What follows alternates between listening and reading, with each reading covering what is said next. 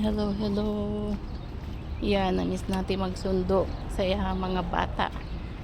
So, January, February, March, April. So, almost 3 months na hindi tayo nag-school.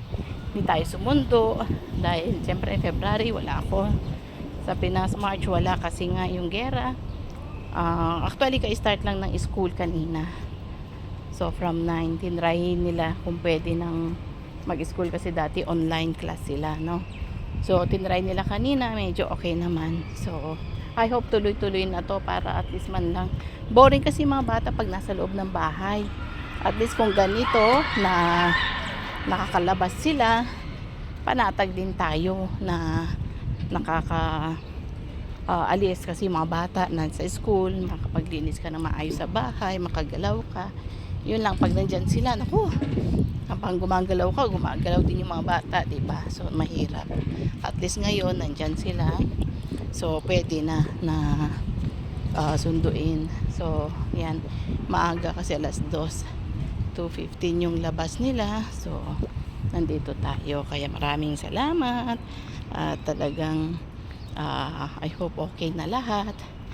At yan, na tayo, nakapagpahinga din sa mga kakulitan ng mga bata.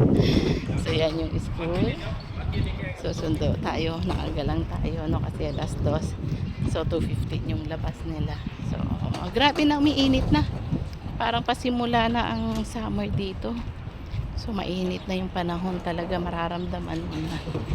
So yun lang yung ingat-ingat at salamat sa Panginoon dahil back to normal na. Yun lang yung sobrang init na naman. Nawa na lagi tayong patnubayan ng ating Panginoon, gabayan, bigyan ng good health.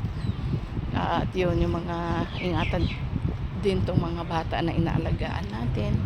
Siyempre para kung maingatan sila, maingat din tayo, diba? Maingatan din tayo kasi mahirap pag sila yung So dito muna tayo tambay at wait natin sila.